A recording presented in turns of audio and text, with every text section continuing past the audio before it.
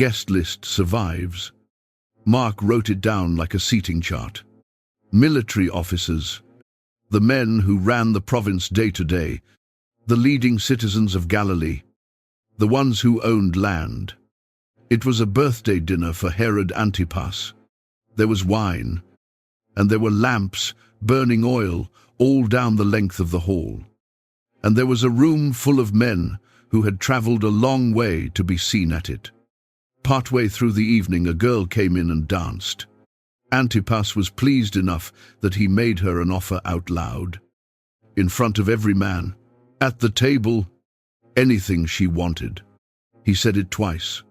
He put an oath on it. Up to half of everything he had. She went out of the room to ask her mother what to ask for. Everything in this story happens because of what she said when she came back.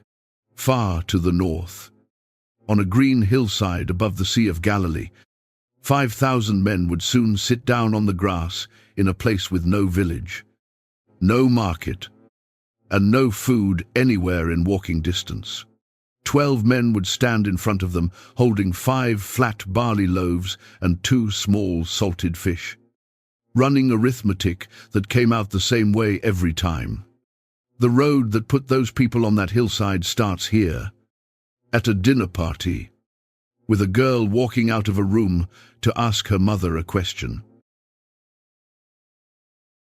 Mark gives the occasion in 5 words. It was Herod's birthday, and there was a banquet. He is more careful about the room than about the date. He tells us exactly who was in it. The officers of the army, the men who administered Galilee for Antipas, the ones who collected and counted and reported, and the leading men of the region, the landholders, the families whose names carried weight in the towns around the lake, a room built out of 3 kinds of power, the men who could raise troops, the men who could raise money, and the men who owned the ground it all came from. Mark never says where the hall stood. Josephus, writing about the same events 60 years later, places John's imprisonment and death at Machaerus, a fortress Antipas kept on a ridge east of the Dead Sea. And readers have argued about the geography ever since. Wherever the lamps were burning that night, the room was a Herodian hall, and the 2 accounts agree about what happened in it. Start with the table, because the table is where this story keeps its receipts. The bread on it was wheat. That sounds like a small thing. And in Galilee, it was anything but small. Wheat cost considerably more than barley, and most of the families in the villages around the lake ate barley most of the time, because barley grew on poorer soil, tolerated a dry spring, and stretched further per coin. Wheat bread was the bread of people who never had to think about the difference. On a table like this one, it came ground fine and sifted. Soft, pale, warm, out of an oven that somebody else had been tending since before dawn. The wine traveled.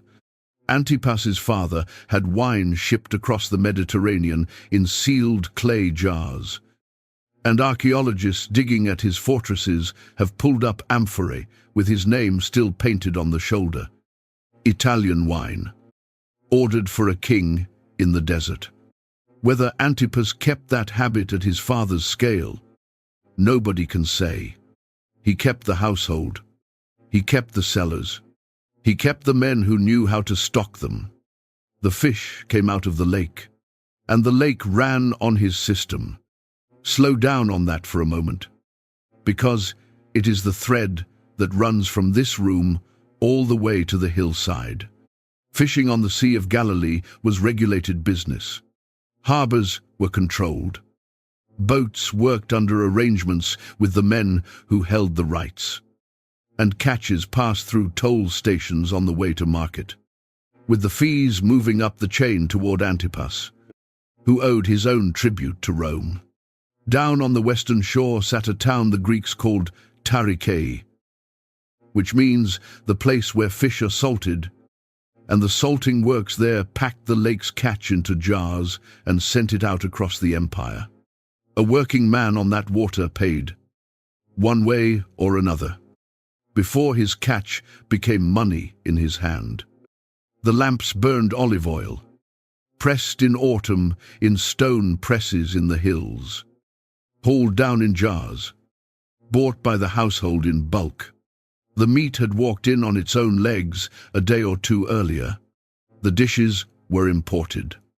Red, slipped pottery from the east and glass from the coast.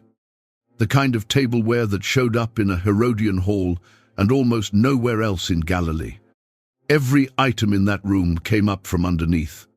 Rents from tenant farmers working land they no longer owned. Tolls on the roads. Fees on the boats. Taxes gathered in the villages by men who lived in those villages and were hated for it. Antipas was a very good manager, and a room like this was the result. And the result looked exactly the way he wanted it to look. Which brings us to the man himself. Everyone in the room called him king. He held no such title. Rome had never given it to him. When his father died, the territory was cut into pieces, and Antipas received 2 of them. Galilee in the north and Perea across the Jordan, with the rank of tetrarch, which means ruler of a quarter. He held those 2 pieces for more than 40 years by being useful to Rome and by never, at any point, making Rome nervous. He kept the peace. He sent the tribute. He built where building was safe.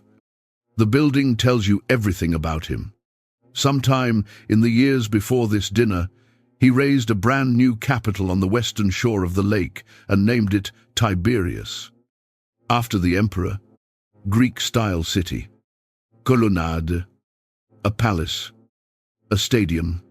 He put it directly on the water, in the middle of the fishing economy. And he put the emperor's name on it in stone so that every boat on the lake could see who the arrangement served. Observant Jews avoided the place for years afterward, because the construction had disturbed graves and the ground was considered unclean. And Antipas had to populate his own capital by offering land and houses to anyone willing to move in. He was also his father's son, and his father's household had been a slaughterhouse. Herod the Great executed 3 of his own sons over the course of his reign, along with a wife, on suspicion of conspiracy. Antipas grew up in a family where the surest way to die was to be next in line. He came out of that childhood with a particular instinct. He watched for threats early. He moved on them quietly, and he did not like surprises in public. He had a prisoner, and the prisoner was a surprise in public. John was the reason for the arrest. Antipas had taken his brother's wife, Herodias, and married her, and John had said out loud, repeatedly, to anyone who would listen, that it was not lawful for him to have her. Mark says it plainly. Herodias held a grudge and wanted John dead. Antipas put him in chain, and then did something that fits nothing else in the story. He kept him alive. Mark says Herod feared John, and knew him to be a righteous and holy man, and protected him. He says Herod used to listen to him, and that the listening left him deeply disturbed, and that he went on listening anyway, and gladly. Sit with that for a second. The Tetrarch of Galilee had a preacher in custody who condemned his marriage to his face, and he kept coming back to hear more. He would not hand him to his wife. He would not release him either. The arrangement held for a long time. A man in chains and a ruler who could not leave him alone. And it was still holding on the night of the party. The wine was well along when the girl came in. Mark says she was the daughter of Herodias. He never names her. Josephus names her in a passage about the family tree, and calls her Salome. and that is the only reason anyone knows what to call her. Mark gives no age and describes no dance. He offers one clause about the effect of it, that she pleased Antipas and the men reclining with him. And then he moves straight to what Antipas said next. He said it in front of everyone. "Ask me for whatever you want, and I will give it to you." Then he swore to it. "Whatever you ask, I will give you. Up to half my kingdom." Half his kingdom. He had no kingdom. Rome had denied him the word for 30 years and would eventually exile him for reaching after it. The oath itself was a borrowed line, the kind of grand promise a king makes in an old story. And he made it in a hall full of officers and landholders, with a cup in his hand. The girl left the room. She went and found her mother and asked what she should ask for. Herodias had been waiting for a door like this one for years, and she did not hesitate.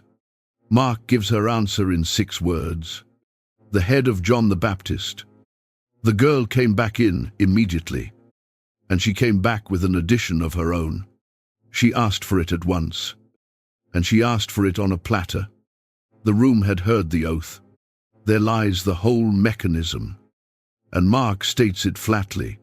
The king was exceedingly sorry, and because of his oaths and his guests, he would not break his word to her. He had bound himself in public, in front of the men who ran his province, and there was no version of the next 10 minutes where he could be seen backing down in front of them. He sent a soldier. Mark does not follow the man out of the room. He gives 4 short statements in a row, and the sentences get shorter as they go. The soldier went and beheaded him in the prison. He brought his head on a platter. He gave it to the girl. The girl gave it to her mother. The lamps were still burning. The cups were still full. The men who ran Galilee were still reclining in their places. And a covered dish came in through the same door. The food had been coming through all evening, and it was carried across the room, and it changed hands twice. Word got out of that hall, the way word always gets out of halls. Somebody talked, and John had followers. Men who had left everything to stand in the Jordan with him and were still waiting for him to come back out of that prison. They heard. They came and asked for the body, and they were given it. And they carried it out and laid it in a tomb. Then they went and told Jesus. The 12 had been gone, and they had just gotten back. It was the first time he had ever sent them out without him. He paired them off, 6 teams of 2, and he sent them into the villages of Galilee with instructions that read like a dare. No bread, no bag, no money in the belt, 1 quart. Take a staff and sandals and nothing else. And when you come to a town, find a house that will have you and stay there. So they had walked out into the hill country with empty hands and no plan for dinner, and it had worked. Mark says they preached and drove out demons and anointed sick people with oil and healed them. Then they came back, all 12, at more or less the same time, and they found him, and they told him everything they had done, everything they had said, to be two, talking over each other, still running on the adrenaline of a thing that had gone better than any of them expected. They were also exhausted in a way that is easy to recognize. People kept arriving. Mark says so many were coming and going that the 12 could not even get a meal in. Word had spread through the villages ahead of them, and the crowd that had been building around him all spring was now building around all of them. And there was no hour of the day when somebody was not standing there waiting. Into that week came the news about John. Matthew records what happened next in 1 line, and the line is easy to read past. When Jesus heard this, he withdrew from there in a boat to a deserted place by himself. Three things are sitting inside that sentence, and the rest of this story leans on all three. He was going away to rest. Mark says it out loud, and he gives us the words, "Come away by yourselves to a deserted place and get some rest." 12 men who had not eaten a proper meal in days were being taken off the road for a while. He was going away with a death in the family. Luke's opening chapter puts the two men in the same extended family. And John was the one who had baptized him at the start of everything. The man who had spent his life announcing that someone was coming had just been killed over a promise made at a party. And Matthew hangs the departure directly on the arrival of that news. And he was going away from a ruler who had started asking about him. Luke keeps that detail, and it lands harder once you know the rest. Antipas had heard the reports. He was perplexed by them, and he wanted to see this man for himself. That is the curiosity of a ruler who had recently solved a similar problem with a soldier. So they went down to the water in the early part of the day and got into the boat. It was probably the fishing boat that 4 of them had worked out of for years. Wide in the middle, low in the water, big enough for the whole group and their gear. 2 men on the oars to start. The shoreline of Capernaum went small behind them. The roofs and the black basalt walls and the little harbor and the noise of the crowd on the beach thinned out and then quit. Ahead lay the northeast shore, open country toward Bethsaida, hills coming down to the water. No towns worth the name. A few hours of pulling and they would be somewhere. Nobody would look for them. The lake was flat. Nobody on that boat was talking about food yet. For most of the morning it was a quiet trip. Somebody on the shore watched the boat go. It took nothing more than that. Capernaum's harbor sat right at the edge of town. A curve of black stone breakwater with the houses coming almost down to it. And a boat pushing off in the morning was public information. 12 men and their teacher going out on flat water in the middle of the day, heading east, carrying no nets. Mark says many people saw them leaving and recognized them. Then he says what those people did about it. They ran. The lake is smaller than most people picture it. 13 miles from the top to the bottom. About 8 across at the widest part. A blue oval sitting 600 feet below sea level with hills standing up all around it. From Capernaum on the northwest shore, you can see the far side on a clear morning. You can see the folds in the hills over there. You can see where the green stops. That was the whole problem. Everyone on the beach could see roughly where the boat was going. A loaded fishing boat under oars moves at the speed of the men pulling it. And this one carried 12 tired passengers plus their gear, 2 rowers at a time. Maybe 4 when the wind came against them. Call it 2 or 3 miles in an hour on good water. And the boat could not go in a straight line. It had to stand out from shore. Clear the shallows at the mouth of the Jordan, where the river drops its silt into the north end of the lake, and then work back in toward the far side. The people on the beach had none of those problems.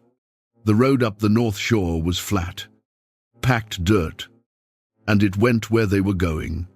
They could cut the corner, the boat had to swing around. A man walking hard covers 4 miles in an hour and can hold that pace all day. And these were people who walked everywhere they had ever gone. So they went up the shore road at a pace, and here is how a few dozen became a few thousand. The North Shore was a string of villages, one after another, close enough together that you could stand in one and see the smoke of the next. Capernaum, then the fishing settlements, then the little towns near where the Jordan came in, then Bethsaida on the far side of the river mouth. The road ran through all of them. And word ran along the road ahead of the people carrying it. He is on the water. He is heading for the empty ground past Bethsaida. Right now, every village the front-runners passed through added to them. Men left the boats pulled up on the gravel. Women left the grinding stone. Somebody went and got the neighbor who could not walk on his own. By the time the column reached the open country, it had stopped being a group. Mark says they came from all the towns, and they got there ahead of the boat. So when the 12 finally came around into the shallow water on the far shore, tired, ready to be nowhere, the hillside above the beach already had people on it, and they kept coming for a while after that. Now, who were they? This matters more than the number, and one life will carry most of it. Take a man from one of those villages. A farmer in his 40s, his grandfather owned the field he works. His father owned it too. Until one bad year, a drought, or a blight, or a tax that landed at the wrong moment. And the family borrowed against the land to buy seed. And the debt did what debt does. Now the field belongs to a man in a town the farmer has never visited. And the farmer works it as a tenant. Same dirt, same labor, same sun. Only now a share of everything that comes off it, a quarter or more, goes out the gate before his family touches the rest. What his family does touch, other hands are already reaching for. Tribute goes to Rome, because that is the arrangement that keeps Antipas in his chair. Tolls wait on the roads, and Capernaum sits on a border, which is why there was a toll booth in town and a man named Levi sitting in it. The temple in Jerusalem asks its half shekel from every adult male, and the tithes on the harvest run alongside all of it. Different collectors, different calendars, the same harvest underneath every one of them. If the man fishes instead of farms, the shape is the same. The rights to that water were controlled and leased. The harbors were watched, and the catch passed toll stations on its way to market. Down the western shore stood the salting town, Tarikiae, where the fish were gutted and packed in brine and shipped to buyers who would never see the lake. A man could work a good night on the water and watch pieces of it come off at every stage before the money reached his hand. And for 20 years, this man had been able to stand on certain hills and see where it all went. Antipas rebuilt Sepphoris in the western hills. Then he raised Tiberias from nothing on the lakeshore. Colonnades, and a palace, and a stadium, with the emperor's name on it in stone. Cities are paid for out of the countryside around them. And the countryside around that lake was this man's countryside. He works constantly, and he is poor anyway, which is its own specific kind of tired. Multiply him by every village on the north shore, and you have the crowd on the road. And they were bringing their sick. Matthew says he healed their sick. Luke says he welcomed them and healed the ones who needed healing. Behind those short clauses is a world with no medicine worth the name. Fevers that ran for weeks and then took someone. Eyes that clouded over in middle age. Skin conditions that got a man put out of his village. Backs that gave out at 40 from carrying grain. None of it got better. It accumulated, house by house, year over year, and the people carrying it had nowhere to take it. So the sick came up the shore road on other people's backs, on stretchers made of a blanket and 2 poles. Walkish it with a hand on somebody's shoulder. Some of them had been carried a long way. Now the number, Matthew gives it, and he gives it carefully. About 5,000 men, he writes, besides women and children. He is counting one category and telling you he is counting one category. He offers no total, and this account will not invent one. Because nobody knows the ratio, and every attempt to fix one is a guess dressed up as arithmetic. What can be said is what it meant locally. Capernaum, a substantial fishing town, probably held somewhere around 1,500 people. Bethsaida sat in that range. Most of the villages ringing the lake were smaller. A few hundred souls around a shared courtyard and a press. Tiberias, the brand new capital, was the largest thing on the water, and it was still a city you could walk across in 20 minutes. 5,000 men, adult males, sitting in country where nobody lived, with no market, no bakery, no inn, and no reason for anyone to be there. A larger gathering than any town on that lake, except the capital. And one more thing about the timing. Sitting in John's account in a single short clause that most retellings walk straight past, the Passover, the feast of the Jews, was near. In practical terms, the roads were already changing. Pilgrims were beginning to move. Families were planning the trip south, arranging who would go and who would stay with the animals, counting what it would cost to be away from the fields. Galileans heading to Jerusalem for the feast usually went down the Jordan Valley, which meant the north end of that lake was on the way. Passover is also the specific week when every Jewish household in the world sat down and retold the story of how God broke an empire and marched a nation of slaves out of it. Put the pieces on the same hillside.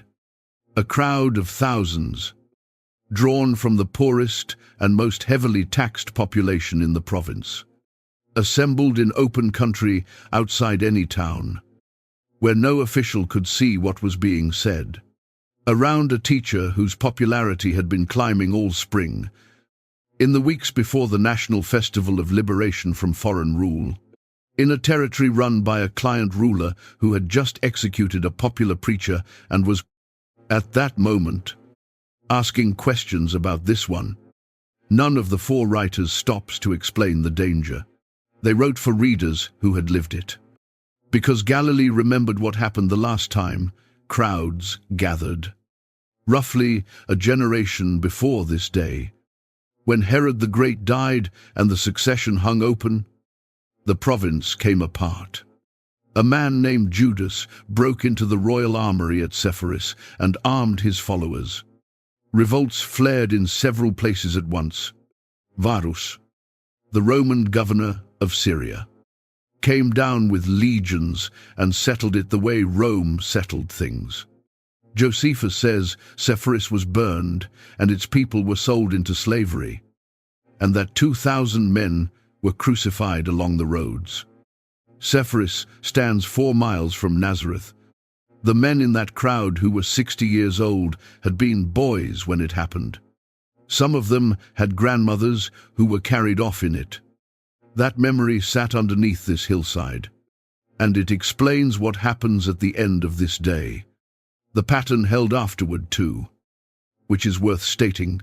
Once, and leaving alone, Josephus records a man named Theudas who led a crowd out to the Jordan years later, promising signs, and a Roman procurator sent cavalry. And it ended with the crowd cut apart and Theudas dead. He records another, an Egyptian, who brought thousands to the Mount of Olives, and the governor's troops went into them. Both of those came after this day, under Roman officials in Judea. Neither one was a precedent this crowd could have known. They are evidence that the shape itself was real. Large crowds, open ground, a leader with a following, and the answer arriving on horseback. Nobody on that hillside was armed. Nothing in any of the 4 accounts hints at an uprising, or at anyone planning one. Most of them had come because somebody they loved was sick.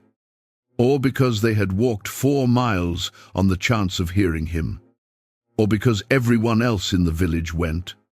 Numbers do not require intent. A crowd that size, in that place, in that season, was a fact that certain people would have to respond to, whatever the people inside it thought they were doing. Out on the water, the boat came in. The 12 had been pulling for a couple of hours. They came around the last of the shallows and turned toward the beach. And somewhere in the final few hundred yards, the men at the oars would have seen it. The slope above the shoreline was covered in people, sitting, standing, still arriving in ones and twos along the ridge. Small figures at the top, dense near the water. The sound of it reached across the water before the boat touched. Thousands of people talking at once, arriving in pieces on the wind. The rest of the day hangs on the neck. A sentence, Mark writes. He says Jesus came out of the boat and saw the great crowd, and he had compassion on them, because they were like sheep without a shepherd. Mark's word for it means something turned over inside him at the sight of them. The retreat had lasted about half a day. He came up out of the shallow water onto a beach with stretchers on it, and he started to work. The hours between that beach and the food problem are the part of this story almost nobody tells. They are also the reason the food problem exists. Mark writes one line about it. He began to teach them many things. Luke writes a fuller version, and Luke's version shows you the shape of the day. He welcomed them and spoke to them about the kingdom of God, and healed those who needed healing. Welcomed them, spoke to them, healed the ones who needed it. 3 activities. Thousands of people. One afternoon. Start with what it looked like on the ground, because it did not look like a stage. There was no platform. There was a hillside coming down to the water. Grass on it. Some rock. Room to sit. He would have worked partway up the slope so the sound carried down, which is what that shoreline does naturally. And people arranged themselves the way people always arrange themselves on a hill. The closest ring sat within a few feet of him. Behind them, the next ring. Then the next, spreading back and out. The ones at the top edge caught about half of what was said and asked the person in front of them for the rest. The sick came forward in waves. Walk through the mechanics of that slowly, because the mechanics take time, and the time is the point. A man on a stretcher does not move through a seated crowd quickly. 4 carriers have to lift and turn and pick a line. People shift out of the way. Somebody sitting down has to stand, gather his cloak, move over. The stretcher goes forward a few feet. It stops. It goes forward again. Multiply that by every sick person on that hillside. They had come from all over the North Shore and some from farther. A woman leading a blind husband by the wrist. Parents carrying a child who had never spoken. A man whose hands had curled shut years ago. Somebody's grandmother. Brought along because the family decided this might be the last chance anyone was ever going to offer her. They arrived in front of him, one at a time, because one at a time is the only speed that exists for a thing like that. He looked at each of them. Something happened. They went back out through the crowd, and the crowd opened for them, going out the same way it had opened for them coming in. And the people sitting near the aisle had now seen it from 6 feet away and were telling the people behind them. Then the next one came forward. All the while he was talking. The Gospels preserve none of what he said that afternoon. They preserve that he said a great deal of it, and that the subject was the kingdom of God, which was the subject in nearly every account of him teaching outdoors in that year of his life. The people at the front heard it. The people at the back got it second hand and stayed anyway. And the hillside moved the way a big crowd moves over ours. People stood, stretched, sat back down. Children drifted to the edges and were called back. Neighbors found each other in the crowd and sat down together. Sections near the water thinned and refilled as new arrivals kept coming up the shore road. Because new arrivals kept coming up the shore road all afternoon, nobody left. Hold on to that. Every ordinary reason to leave was present.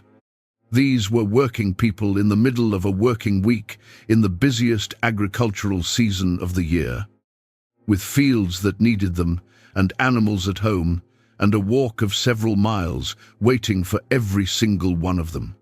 Any of them could have stood up at midday, said the sensible thing about getting back before dark, and gone. They stayed, and the shadows on the grass got longer. That is the clock in this story, and it ran all afternoon without anyone in the crowd watching it. Around midday, the light stood straight overhead. No shade anywhere on that slope. The water below gone hard and bright. Then the sun came off center. The shadow of a man sitting on the grass stretched out to one side of him instead of pooling under him. The heat came out of the air. The far hills across the lake, washed out and pale all afternoon, started to gather color again. Down at the front, the stretchers kept coming. Somewhere in there, the 12 started doing math. They were the ones who had to, because they were the only people on that hillside responsible for anything beyond themselves. They had come out here to sleep and eat and be left alone for a few days. Instead, they had spent the day working a crowd bigger than any town they had ever lived in. And every one of them knew what the walk home was going to be for these people, and how far it was, and how dark it was going to be when they were doing it. One more thing sat in the back of it, and it belongs here, even though none of the 4 writers says it out loud. The man teaching on that hillside had gotten into a boat that morning to go somewhere else. He had put water between himself and a province where his kinsman's execution was fresh news, and the tetrarch was asking questions about him. Then the shore road had beaten him across the lake, and he had come up out of the water and gone straight to work. And he had been working ever since. Whatever rest had been planned for that day was gone by the time the light started to go. Luke's phrase for what happened next is the plainest one in the 4 accounts. And it is the phrase of a man who has been outdoors at the end of a long day. The day began to wear away. Sunset was still ahead. But this was that specific stretch of a spring evening when the sun is low and everybody knows what it is doing. Color coming into the sky over the western hills. The wind coming down off the high ground the way it does on that lake in the late afternoon. Cool, moving across the grass. The far shore turning purple. And around the edges of that hillside, a few families starting to think about standing up. Somewhere on the slope, 12 men found each other and started talking quietly. 12 men on a hillside, standing a little apart from the crowd, working a problem. It is worth remembering who they were, because the modern picture of them tends to run soft. And these were working men. 4 of them had run a fishing operation on that lake. Peter and Andrew, James and John, with a hired crew and boats and a partnership between the 2 families.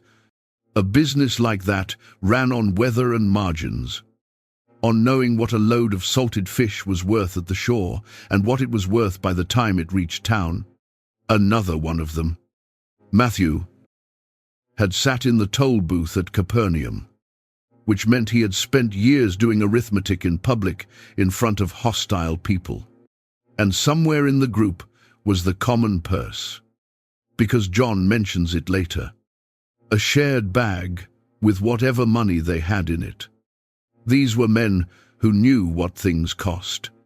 They had been watching the light go for a while before anybody said anything. Then one of them said it out loud, and the rest agreed. And they went to find him. Mark gives their words. The place is deserted, and the hour is now very late. Send them away, so they can go into the surrounding countryside and villages and buy themselves something to eat. Read it slowly, because it is a good plan. Start with the walk. There was no village on that stretch of shore. The nearest real town was Bethsaida, back across the river mouth. And after that, the road ran west through the string of little settlements toward Capernaum. For the families on that hillside, the home was anywhere from 2 miles away to 8 or 10, every foot of it on their own legs. And that country is hard ground. Basalt comes up through the soil in black shelves. Dry channels cut down toward the lake, and the crossings are rock. In daylight it is nothing. After dark, with no moon, carrying a child who has fallen asleep, with a grandmother who came out on somebody's arm this morning, it becomes a genuinely bad walk. These people had been on that hillside since morning. So the first thing the disciples were saying was about safety and about the light. And they were right on both counts. The window for getting several thousand people back to their own doors before full dark was closing fast. And every additional hour made it worse. The second thing they were saying was about how food actually moved in the world they lived in. Nobody in Galilee expected a crowd to be fed by the man they had come out to hear. Crowds traveled, and when they arrived somewhere, they bought bread, or they were taken in. Hospitality in that world was serious and nearly universal. A village had obligations to travelers.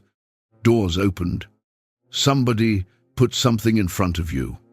Spread 5,000 men and their families across a dozen villages along the north shore, and the load disappears into households. 20 here, 30 there. A family absorbing 3 strangers for a night, the way families in that country had been doing for 1,000 years. Concentrated. This crowd was an impossible problem. Distributed. It was an ordinary evening. That was the proposal. Break the thing up before it becomes a crisis. And let a system that already works handle it. The third thing they were saying is the thing nobody ever gives them credit for. They were the only people on that hillside who had noticed. Thousands of people had sat there all day, and none of them were thinking about dinner. They were watching stretchers come forward. They were listening, or half listening, or telling their neighbor what they had just seen. The 12 were the ones who had done the count in their heads and looked at the sun and understood that in about 90 minutes, several thousand hungry people were going to be walking home in the dark over rock. Hire the best event manager in the province. Put him on that slope. And he says exactly what they said. There is a fourth thing, and Mark is honest enough to leave the seam showing. They had come out here to rest. They had not eaten a proper meal in days. They had rowed a boat across a lake to get away from crowds and had run straight into a bigger one. And they had spent the entire day moving stretchers and holding a line and answering questions from people who kept arriving. They were finished. Sending everyone home solved a problem for the crowd, and it also solved a problem for them. And both of those can be true about the same sentence. They made their case, and he listened to it. And then he answered. Matthew records it in 2 parts, and the first part removes the plan. They do not need to go away. Then, the second part. You give them something to eat. Nobody said anything for a moment. Mark, whose account almost certainly comes down from Peter, keeps something in his version that reads like a man remembering the exact temperature of a conversation he was standing in. The disciples answer with a question, and the question comes back sharp. Are we to go and buy 200 denarii worth of bread and give it to them to eat? That is a man saying a number out loud to show how absurd the instruction is. John moves the camera to one specific face. He writes that Jesus lifted his eyes, saw the crowd coming toward him, and turned to Philip and asked him where they were going to buy bread for these people to eat. And John adds a line the other three do not have. He said this to test him, because he himself already knew what he was going to do. So the question went to Philip. There was a reason it went to Philip. And John has already told his readers what it is. Back in his first chapter, Philip was from Bethsaida. Bethsaida was the nearest town to that stretch of shore. If anybody was going to be sent anywhere for bread that evening, they were going to be sent toward Bethsaida. And Philip had grown up there. He knew the road. He knew how many households were in it. He knew, within a coin or two, what bread cost on that side of the river. The question was aimed at the one man who could answer it with real numbers instead of a guess. And he answered it with real numbers. 200 denarii worth of bread would not be enough for each of them to get a little. Take that number apart, because everything in the next hour rests on it. A denarius was a silver coin, small, about the width of a fingernail, with the emperor's head on one side. It was the standard daily wage for a laboring man. That figure comes from a story Jesus himself told, about a landowner who goes out at dawn to hire workers for his vineyard and agrees with them on a denarius for the day. A denarius for a day of work in the sun. Everyone listening understood the going rate, which is why the story works. So a denarius is a day. 200 denarii is 200 days. That is the number Philip put on the table. 200 days of a working man's life, laid end to end. Take out the Sabbaths, and it stretches past 8 months. A laborer in Galilee who worked every day he could get hired, and who somehow spent nothing on his own family, would need most of a year to hold that sum in his hand. And Philip's point was that the sum did not buy the thing. Read his sentence again. 200 denarii worth would not be enough for each of them to get a little. He is saying that 8 months of wages, converted entirely into bread, divided across the people on that hill, comes out to a piece, something in the hand, and then those people walk home hungry anyway, in the dark, over rock. One quiet detail belongs here. Mark's disciples say 200 denarii, and John's Philip says 200 denarii. 2 accounts written decades apart, for different readers, and the figure is the same. That number stuck. It stuck because somebody said it on that hillside, and the men standing there never forgot it. Now the second problem, which was bigger than the first one, and which Philip never had to say out loud because every man standing there already knew it. They did not have 200 denarii. Whatever was in the shared bag that day. It was not 8 months of wages. This was a group that had recently walked through Galilee under instructions to carry no money in their belts. They lived on what was given to them. The number Philip named was an amount that did not exist. Then the third problem, the one that actually closes the door. Even with the money in hand, there was no bread to buy. Bread in a Galilean village was made at home, every day, in quantities calculated for one household. A woman ground the grain in the morning, mixed the dough, and baked against the hot wall of a clay oven. And what came out was what her family would eat that day. Grain was stored. Bread was not. Flat loaves went hard within hours. So nobody baked surplus. And there were no shops with shelves of it waiting for a buyer. So run the errand in your head, as a thought experiment, on the most generous terms imaginable. 12 men fan out at dusk and knock on every door in a village of 60 houses. And every single family agrees to sell. And every single family happens to have a couple of spare loaves. That still comes out to something like 120 loaves. From a whole village, in the best case that could possibly exist. Set that against 5,000 men, plus the women and children. And then remember that the bread has to be carried back several miles in the dark to reach any of them. Buy out every village on the North Shore, and you do not get there. The plan was never going to work at any price.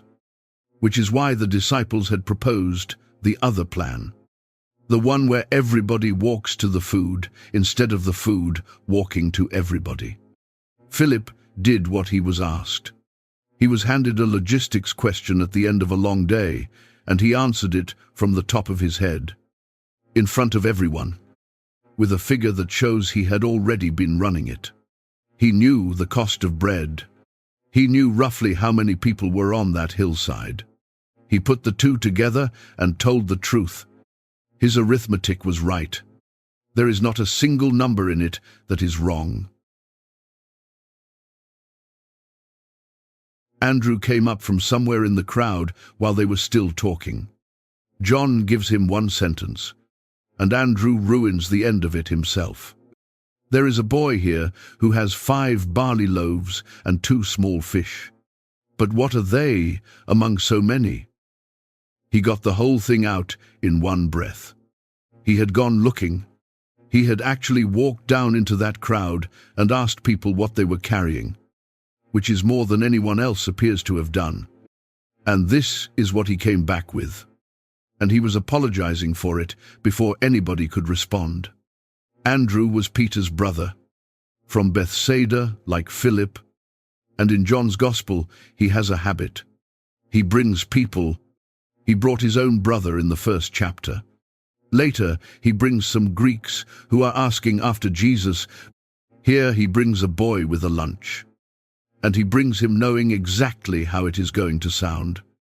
Look at what was in the boy's hands, because all 4 writers bothered to specify it. And the specifications carry weight. Barley. That word did work in Galilee. The region grew both grains. Wheat in the good bottom land, the barley on the thin soil and the slopes and the fields that dried out early. Barley ripened first, which mattered enormously in a farming year, because it came in at the end of the hungry stretch when last season's stores were scraping the bottom of the jar. Barley tolerated bad ground and short rain. It yielded when wheat failed. It also sold for about half the price of wheat, sometimes less. And everyone knew it. And the price was the social meaning of the word. Barley was what you ate when wheat was out of reach. It made a heavy loaf, dense, a little grey, coarse on the tongue, and it went hard fast. Country people ate it constantly. In the towns it went to animals as often as to people. Roman writers mention barley rations being issued to soldiers as a punishment. A few weeks before this day, the barley harvest had come in across Galilee, which is why there was barley bread in a boy's bag on that hillside at all. It was the grain of the season and the grain of the poor. And on that afternoon, those were the same thing. Now, set it against the table in the first chapter of this story. The hall with the lamps and the officers and the landholders and the imported wine. The bread in that room was wheat, ground fine and sifted pale. And there was not one crumb of barley anywhere near it. The loaves themselves were smaller than the word suggests. A Galilean loaf was flat, coarse flour, water, salt, worked out by hand into a disc roughly the span of a palm, thick as a finger, slapped against the hot inner wall of a clay oven until it blistered. It came off dry, and it went stale by evening. Nobody sliced it. You tore it, and you used the torn piece to pick up whatever else there was. 5 of those is a meal for one person, or a modest meal for 2. Then the fish. John reaches past the ordinary Greek word for fish here, eusis opsarion, a diminutive. The word for the small salted thing you ate alongside your bread to make the bread bearable. Bread was the meal. The fish was what went on it. The lake produced those small fish in enormous quantities. They ran in shoals. They were netted by the boatload. And since fresh fish could not travel in that climate, nearly all of it was preserved. On the western shore stood the town the Greeks called Tarikei, and the name means the place where the fish are salted. Gutting, salting, packing into jars, shipping out. Jars of Galilean fish went across the empire and turned up in kitchens that had never heard of the lake they came from. So what Andrew found was 2 small preserved fish, hand length at most, of the cheapest and most common kind, bread of the poor, and the relish of the poor to go with it. All 4 Gospels give the same inventory. 5 loaves, 2 fish. Matthew, Mark, Luke, and John. 4 accounts written across 4 different decades for different readers, and they do not vary the count. Whatever else got remembered differently about that day, and some things did. Nobody moved those 2 numbers. Only John mentions the boy. The other 3 write the scene as though the loaves and fish were simply what the group had on hand. Checked and reported. John is the one who says there was a child in the crowd, and that the food belonged to him, and that Andrew found him. And John, having introduced him, tells us nothing else. No name, no age, no father, no mother, no village, no reason he was there, no explanation for why a boy in that crowd was carrying 5 loaves and 2 salted fish when apparently nobody else within reach was carrying anything at all. He appears in 1 clause and he is gone. He never comes back in the chapter, or in the Gospel, or anywhere else in the New Testament. Leave the silence exactly where it is.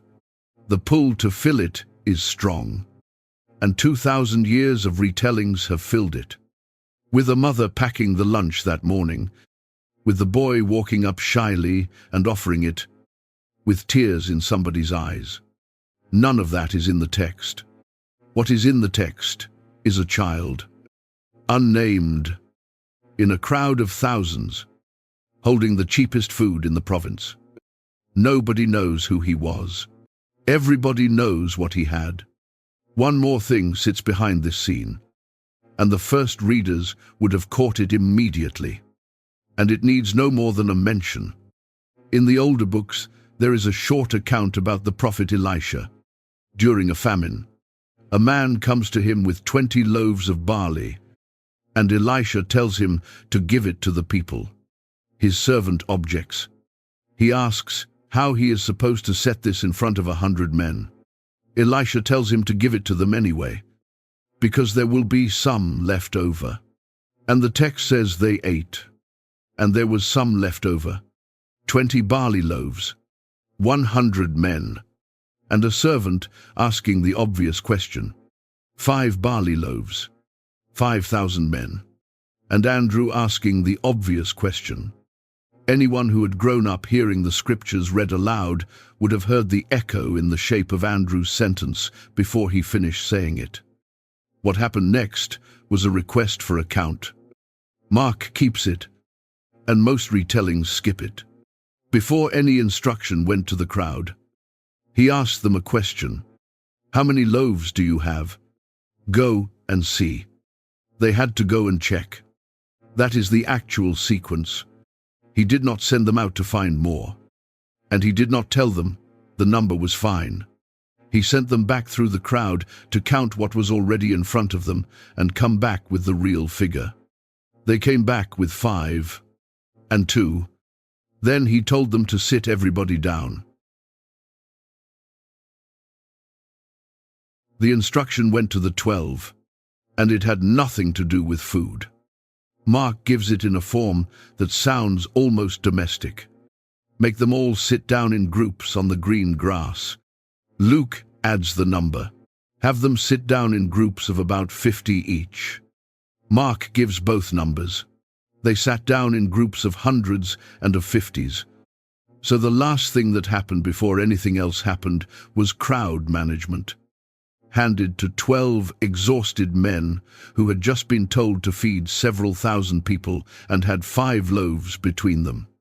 Take the grass first, because it is one of the small details in this story that turns out to be load-bearing. Mark says, green grass. Galilee is green for a short season. The rains come in the winter and taper off in the early spring. And for a few weeks, the hillsides around the lake come up thick and soft and genuinely green. And then the sun gets to work. And by early summer, the same slope is straw-colored and stays that way until the following winter. A man writing that detail down is telling you the time of year whether he meant to or not. John, writing decades later for a different set of readers, gives the season straight out. The Passover, the feast of the Jews, was near. 2 writers, 2 unrelated observations. 1 springtime. The grass matters for another reason, and it is probably the reason Mark kept it. Several thousand people were about to be told to sit down on the ground for an extended stretch. And the ground on that slope was soft and cool rather than baked rock. Whatever else was uncertain that evening, the seating was comfortable. Now the thing the 12 had to do. They had to walk into a crowd larger than any town on that lake except the capital and take it apart into blocks. No version of that job is quick. Start at the bottom of the slope near the water and work up, or start at the top and work down. And either way, each of the 12 had somewhere between 300 and 500 people to organize. On a hillside, in fading light, by voice. The physical work went like this. You find an edge, a natural line, a shelf of rock or a change in the slope, and you use it.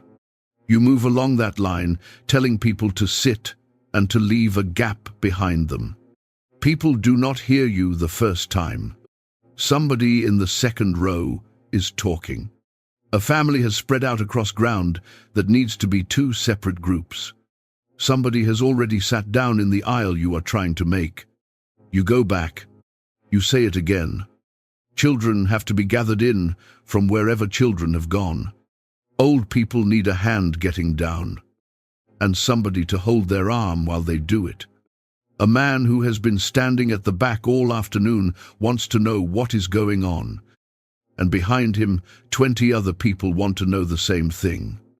That is one man handling one section. There were 12 of them, and the sections ran up a hillside, and the question came at them from every direction. Because it is the first question anybody asks. Why? Nobody had told the crowd anything. The people on that slope had spent the day listening and watching. And now, near sunset, 12 men were moving through them, putting them into blocks of 50 and 100, and telling them to sit down and stay where they were. Sitting down in blocks is what you do at a meal. That is the posture. It is what a wedding looks like when it eats outdoors. Everyone in their group. Arranged. Waiting for the food to come around. So the people sitting down understood what they had been arranged for. They were being seated for dinner, and there was no dinner. All the food anybody had seen was in one place, in the hands of one man near the front. And it was 5 flat barley loaves and 2 small salted fish. And the people close enough to see it had seen it. The 12 knew exactly what they had. One of them had just counted it out loud. Another had just done the arithmetic on what a real solution would cost. And the answer had been 8 months of wages. And there was no such money in the bag. They went out and seated 5,000 men anyway. Look at that plainly. Because it is the hinge of the scene. 12 men who had told him it could not be done. Who had proposed the sensible alternative and been overruled. Walked back down into the crowd and spent the next stretch of that evening arranging thousands of people into the seating plan of a meal that did not exist. Nobody records them arguing about it. Nobody records what they said when people asked why. The accounts move from the instruction to the result, which is its own kind of information about how long the objection stage lasted. And the crowd complied. Thousands of tired people, at the end of a long day, hungry, with a dark walk ahead of them, did what 12 strangers told them to do. Mark, describing the result, reaches for 2 odd repeated phrases, and both are worth having. The first one is a word for dinner parties. He writes that they sat down in groups, and the Greek doubles the word. The way that language doubles a word to mean this one, and then another, and then another. Dining group by dining group. It is the word for people who recline together at a banquet. The unit of a party. And he uses it for blocks of villagers sitting on grass. The second phrase is the one that gives you the picture. He writes that they sat down in rows. And again he doubles it. And the word he doubles means a garden bed, a plot, the rectangle of turned soil where the leeks go, marked off from the rectangle next to it. That is what it looked like from up the slope. Blocks, rectangles of people laid out across a green hillside with lanes between them. One after another, going up the hill in the last of the light. There is a second thing inside those numbers. And it is the reason this scene sits where it does in this story. Hundreds and fifties is a strange way to divide a crowd. Nobody organizing a picnic reaches for it. It is a specific phrase, and every adult on that hillside had heard it before. Because it comes out of the wilderness. In the book of Exodus, Moses is in the desert with a nation he has just led out of Egypt, trying to govern it alone. And his father-in-law tells him to stop. Choose capable men, he says, and appoint them as leaders over thousands, over hundreds, over 50s, and over 10s. Deuteronomy repeats the arrangement when Moses retells the story. It is the organizational skeleton of Israel in the wilderness. The structure that turned a column of escaped slaves into a people that could be governed and fed and moved. The same phrase does one other job in those books. It is how you muster men. Commanders of thousands and commanders of hundreds run all through the wilderness accounts and the histories that follow, counting fighting men, dividing them into units, sending them out. Centuries after Moses, a community living in the desert near the Dead Sea wrote out a long document describing a final war. And when they laid out how the army of God would stand in the field, they used the same tiers: thousands, hundreds, 50s, 10s, one phrase, 2 histories.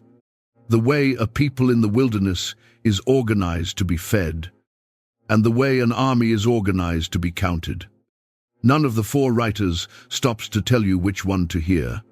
They report the numbers and move on. And this account will do the same. What can be said is what any observer on that hillside would have seen with his own eyes. An hour earlier there had been a crowd. Crowds are shapeless. They drift. They clump. They spill down toward the water and back up toward the ridge. And you cannot count one without guessing. Now there was something else on that slope. Blocks of 50 and 100, laid out in lanes.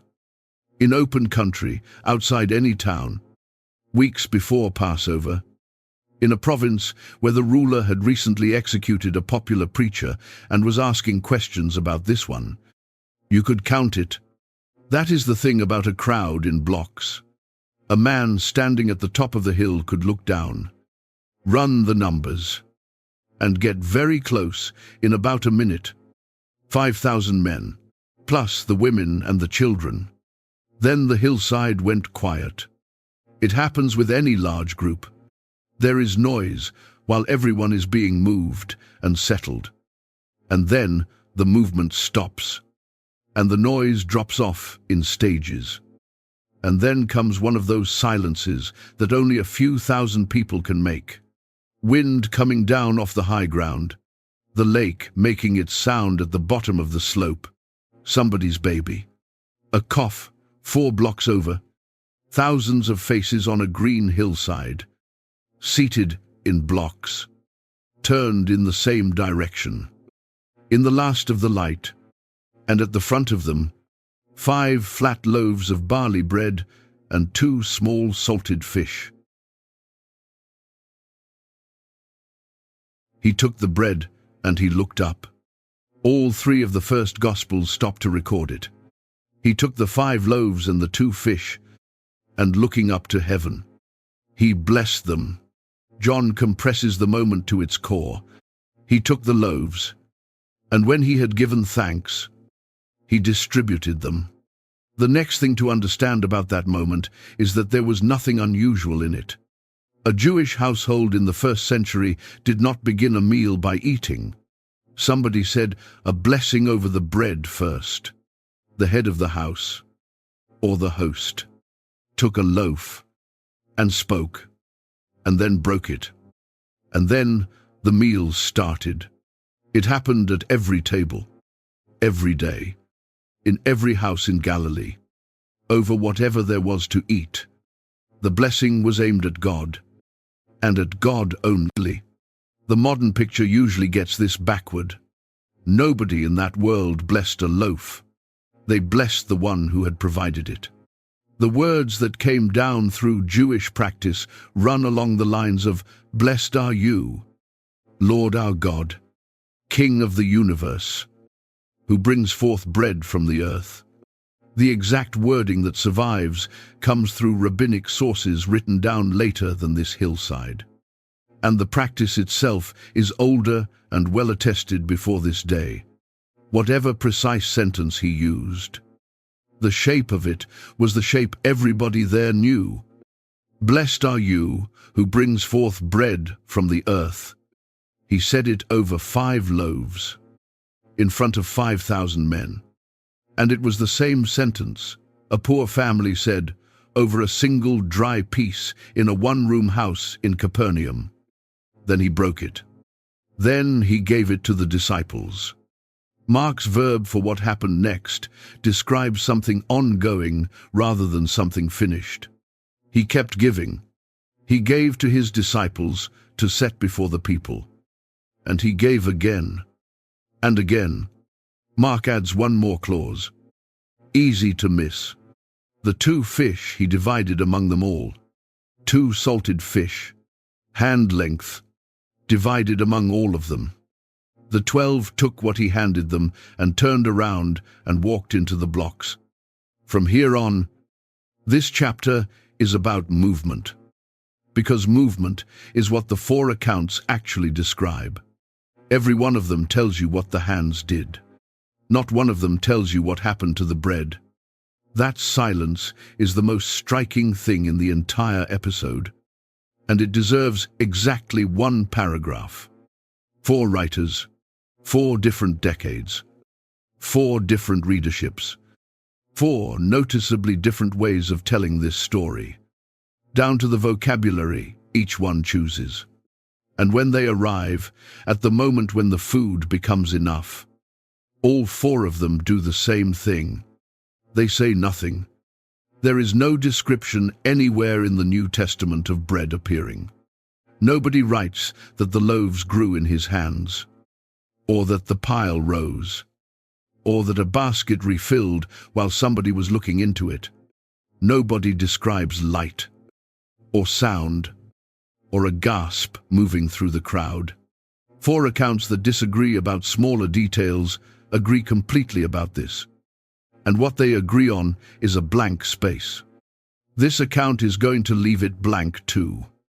What the accounts do describe is a night of work.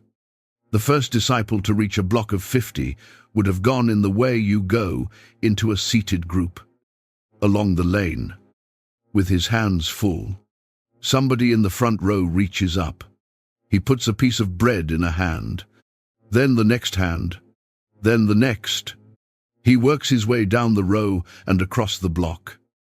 And behind him, people are tearing what they received and passing pieces back.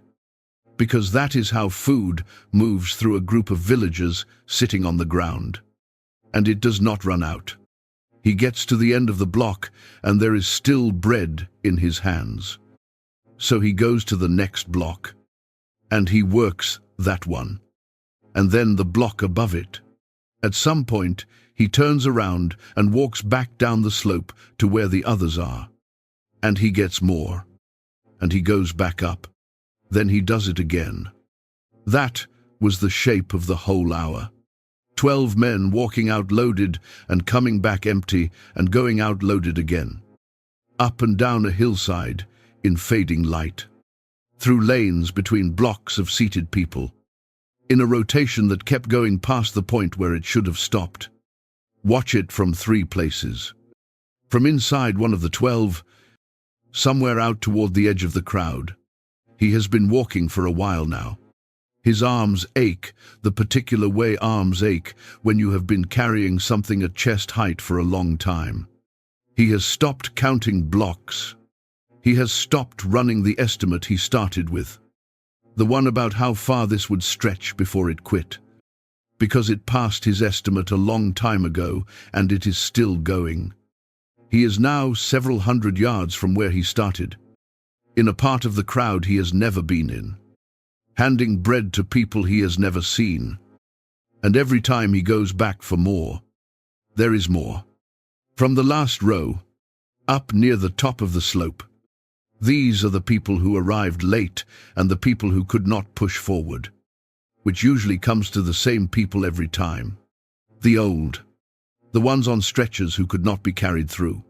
The families with small children who had to stop and sit down where there was space. They have been at the back all day. They caught maybe half of what was said. When the stretchers were going forward, they were the ones watching from behind everybody's shoulders. A person in that position had a reasonable expectation about how this evening was going to go. Built from every crowded thing they had ever attended. The food starts at the front. The front eats. Word comes back that it is gone. Instead, a man walks up the lane toward them with bread. From where the boy was sitting, he is somewhere in the crowd, and nobody knows where, and nobody knows his name. What can be said is that whatever was in his bag at midday is now out of his sight. It went into the hands of a man at the front, and then into 12 pairs of hands, and then out across a hillside covered in blocks of people, and it is still going. Down lanes he cannot see the end of, past the limit of anything he could have followed with his eyes. Now the clock. This is the part that gets flattened in almost every retelling. And flattening, it costs the scene most of its weight. Feeding that many people by hand, with 12 men distributing, is not a moment. Give each of the 12 a few hundred people to serve, and the arithmetic runs to something like an hour of continuous walking and handing. And the walking ran up and down a slope. and the resupply point sat at the bottom of it. So the meal took a long time. Long enough that the light finished going while it happened. Long enough that the last blocks near the ridge were eating close to dark, with the lake gone black below them. Long enough that men who had spent the whole day working a crowd on no proper meal in days were doing physical labor deep into the evening. The Gospels never describe bread appearing. They describe a man who kept giving, 12 men who kept carrying, and food that kept arriving in front of people who had no business receiving any. Then the accounts land on one word, and all three of the first three writers land on the same one. They all ate and were satisfied. The Greek word underneath satisfied is blunt and physical. It is a word used elsewhere for fattening animals, for feeding livestock until they stop eating on their own. It is the opposite of a delicate word. It means the stomach is finished. Every person on that hillside ate until they wanted no more. One more thing sits inside that sentence, and it belongs in this chapter rather than the next one. Nobody was ranked. Everything else those people had ever lined up for had a hierarchy attached to it. Grain went to the landholders' share first. The good bread sat on the tables of men who never thought about it. The tolls came out before the fishermen got paid. In that province, in that decade, how well you ate was a straightforward function of where you stood in relation to people with power. On that hillside, the family in the last row ate the same food, in the same quantity, to the same fullness. As the men sitting closest to the front, nobody appears to have organized that outcome. It simply came out that way, because the bread kept coming and nobody was counting portions. The last blocks finished eating somewhere near full dark, and by then the question the 12 had brought to him at sundown had turned completely around. They had come over to say there was not enough to give anybody anything. What stood in front of them now was the other problem. There was food left on the ground. Leave the hillside for a moment and go back to the hall. Mark himself put the two banquets in the same chapter. The party sits in the first half of Mark chapter 6, and the meal on the grass sits in the second half, a few paragraphs apart on the same page, close enough that a reader moving through the chapter passes one table on the way to the other. Cutting back to the palace, at this exact point in the evening, is this account's choice. And it is a choice Mark's arrangement invites. Because word of what this man was doing had been traveling through Galilee all spring. The same way word of everything traveled. Along the roads and through the markets and into the towns. It reached the places you would expect it to reach. It reached Antipas. Mark says the king heard, because the name had become well known. And Mark keeps the explanations that were going around the province, because there were several. Some people were saying this was Elijah, come back. Some were saying a prophet, like the prophets of old. Others had a different idea, and it is the one that reached the tetrarch, and it is the one that stuck to him. Some were saying John the Baptist had been raised from the dead, and that this was why these powers were at work in him. Antipas heard that, and Mark records what he said. He said it in a way that reads like a man repeating a thing that has gotten into him and will not leave. The one I beheaded, John, has been raised. That is the whole of it.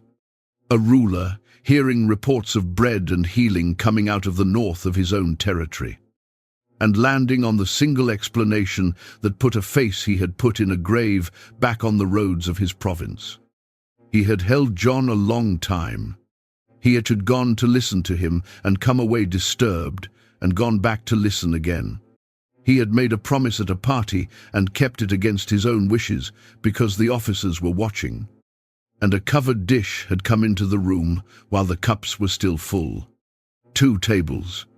In one chapter, one of them was set with wheat bread and imported wine and lamps burning down a long hall. And it ended with a man's head carried in on a platter. The other one was set on grass, with barley loaves and salted fish, and it ended with more food than it started with. Mark never connects them for his readers. He sets them side by side and moves on. And this account will do the same. Back on the hillside, in the dark, the meal was over. Several thousand people had eaten until they were full. And there was food on the ground, broken pieces, the torn ends of loaves and portions of fish that had been handed out and passed along and set down, lying across a slope in the blocks where people had been sitting. The instruction he gave about it is small, and all 4 writers keep some form of it, and it runs against the grain of the whole scene. Gather up the broken pieces that are left over, so that nothing may be lost. Stop on that for a second, because of who was giving the order and what had just happened. A man who had, that evening, produced a full meal for a nation out of a boy's lunch, with no visible limit on where it came from.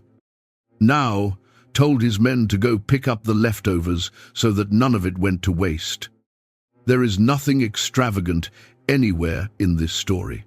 The bread was barley, the cheapest grain there was. The fish were the small, salted kind. The meal was enough. Everyone full. Nothing thrown around. And then the ends of it were collected off the grass so that nothing would be lost. It is the economy of people who have never had a surplus in their lives, kept intact by a man who had just shown he was under no such limit himself. The gathering fell to the 12. That detail does the work of this whole chapter, and it does it without anyone having to point at it. The men who collected the leftovers were the same 12 who, a few hours earlier, he had stood in front of him and said, "The thing could not be done. Send them away. 200 denarii would not be enough. What are 5 loaves among so many?" Now they were walking back up the same slope in the dark, block by block, bending down to the grass where the people had been sitting, picking up what was left. And what was left filled 12 baskets. The word all 4 writers use for those baskets is worth having, because it is specific. The basket was a kophinos, and a kophinos was a particular object in that world. The stiff wicker basket a Jew carried on the road. A personal thing, big enough to hold a day or 2 of food and whatever else a traveler needed to keep with him. It was so closely tied to Jewish travelers that a Roman satirist could name the basket and trust his readers to picture the people. A man on the road with his kophinos, carrying his own food so that he would never have to eat what his law would not allow. 12 men, 12 travelers' baskets, 1 each. They had come out to that hillside, carrying whatever a group of men carries. They had watched a boy's 5 loaves become a meal for a crowd bigger than any town most of them had lived in. And now each of them was walking back down the slope with his own basket full of broken pieces. And the 12 baskets together held more bread than the 5 loaves the whole evening had started with.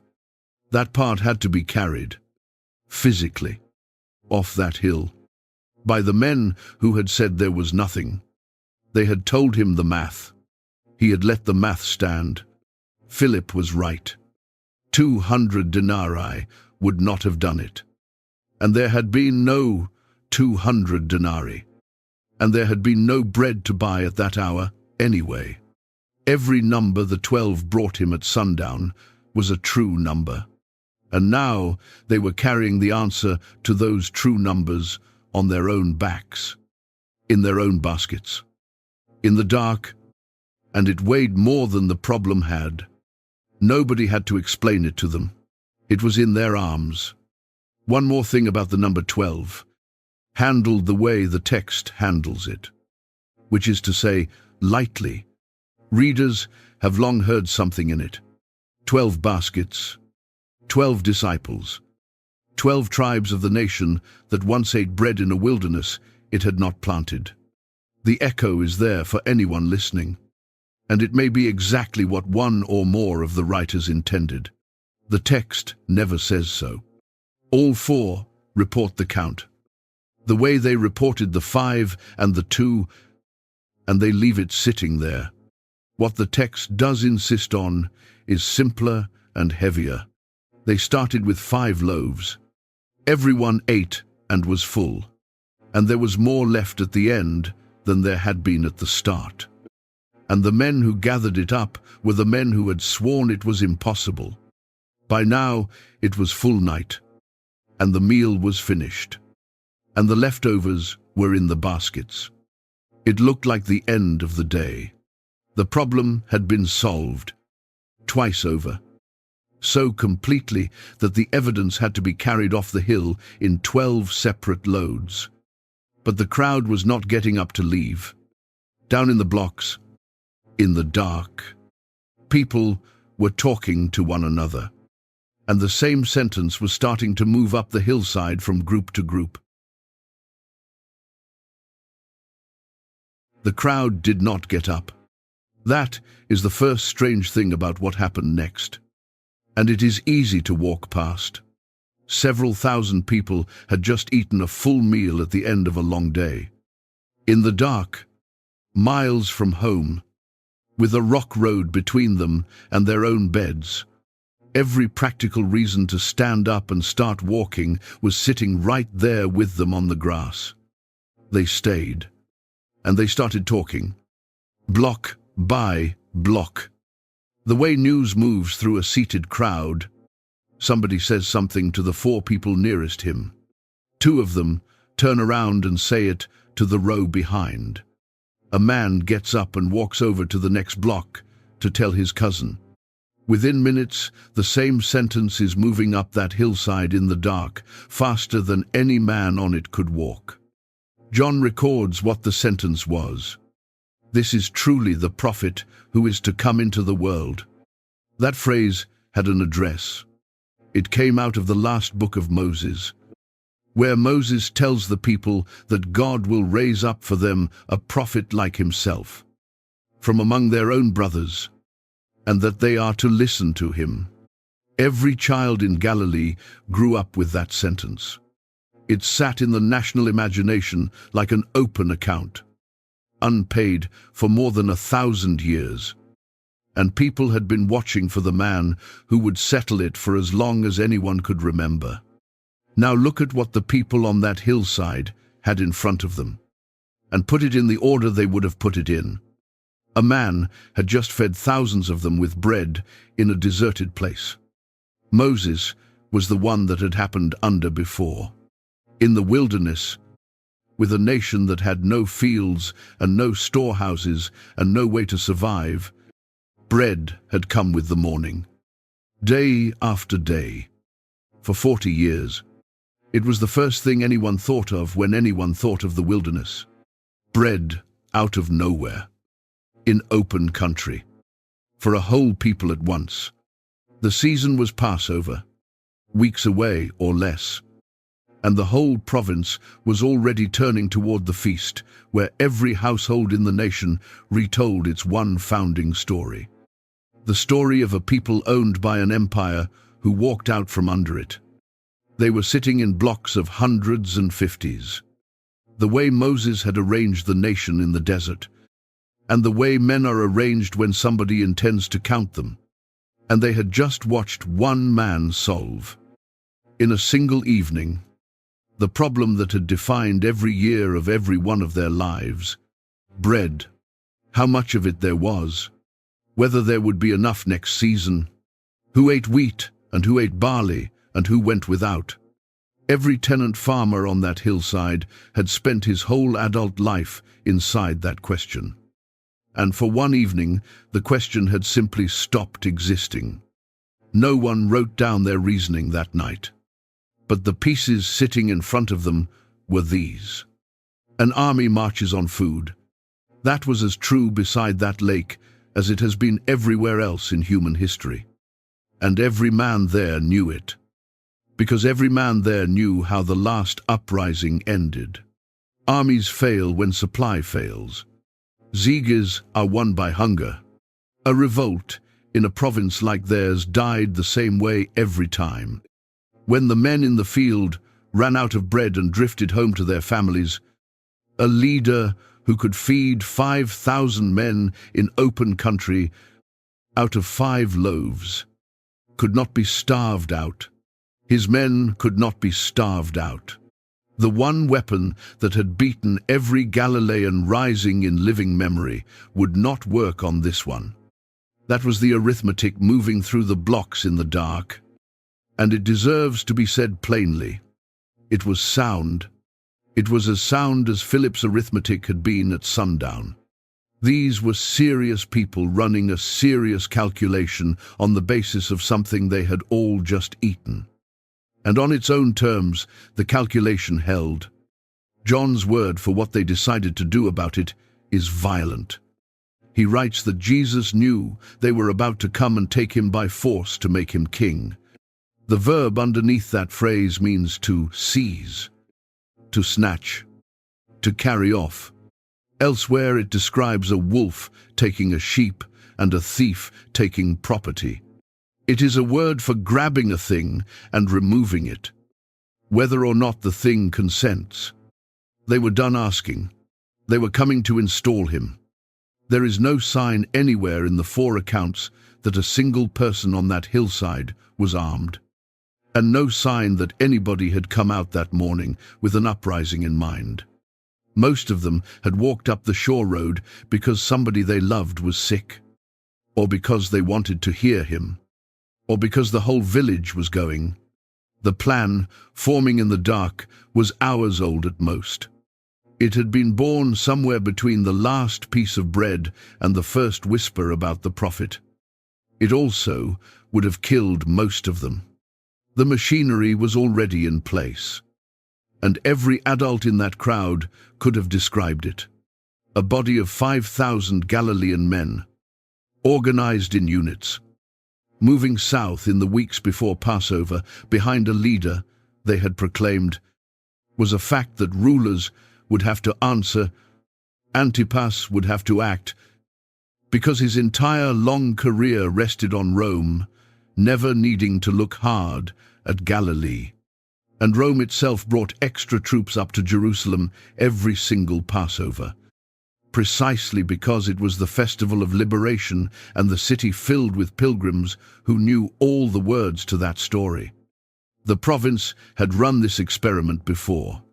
When Herod the Great died and the succession hung open, crowds gathered, and an armory was raided, and the legions came down from Syria, and Sepphoris burned, and 2,000 men went up on crosses along the roads.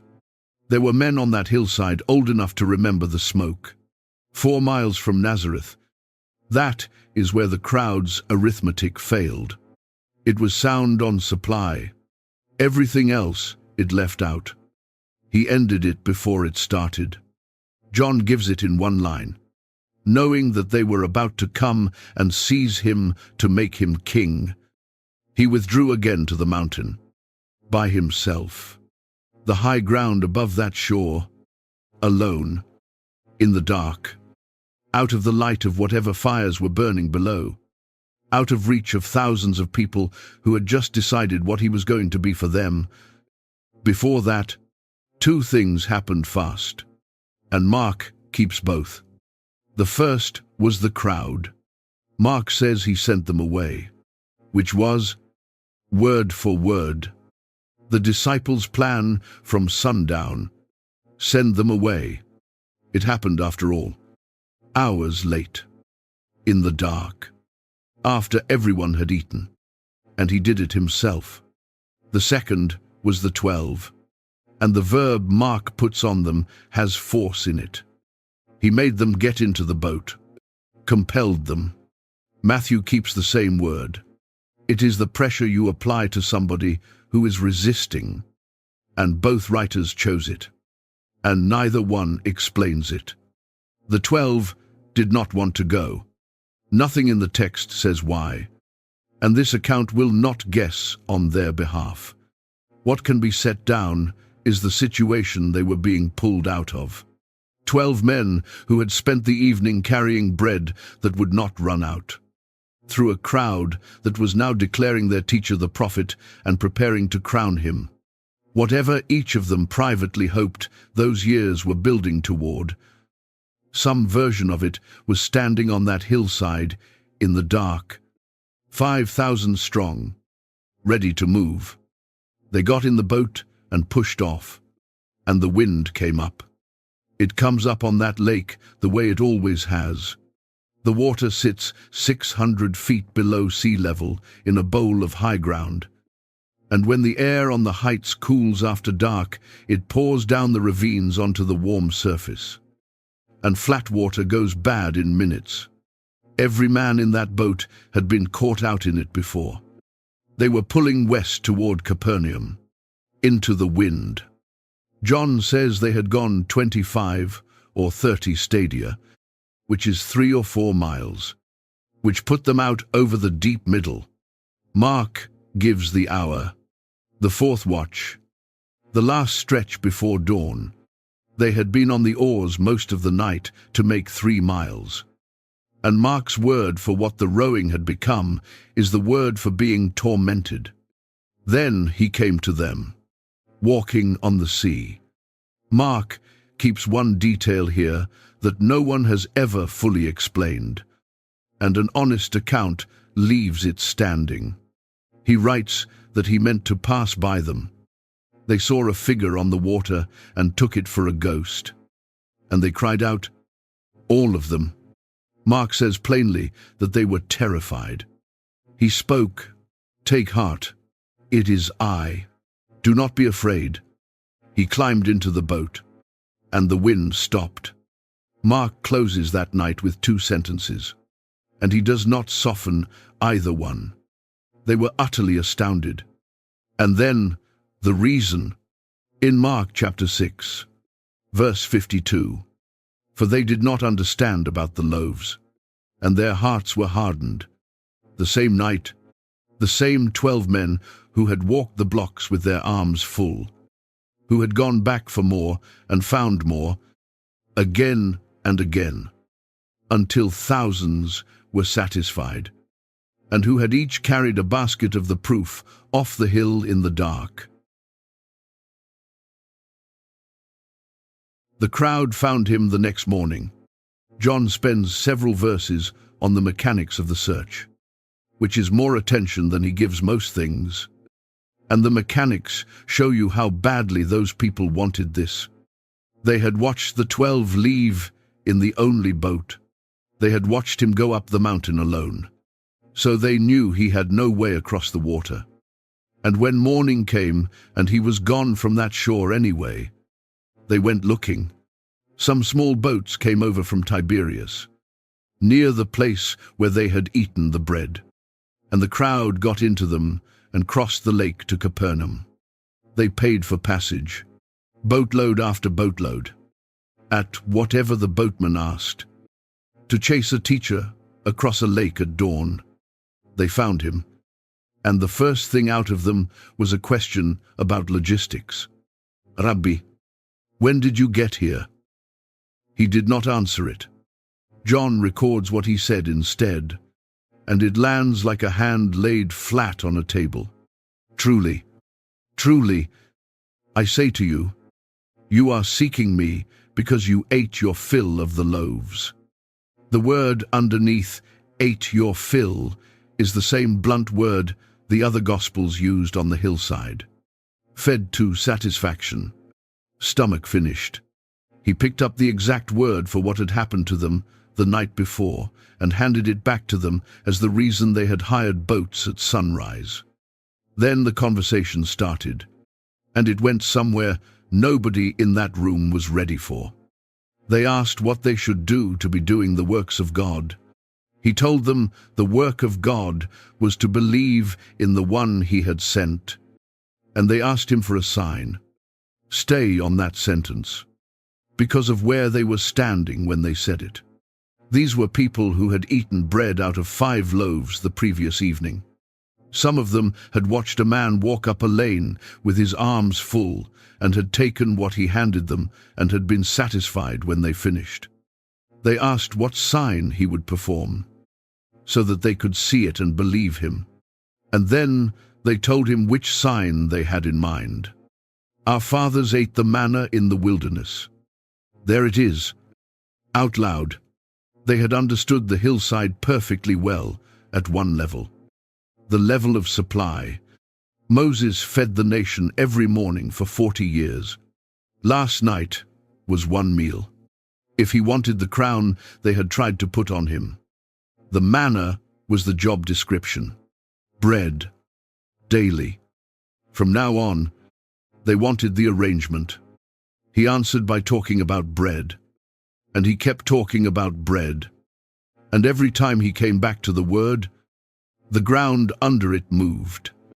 John says this happened in the synagogue at Capernaum.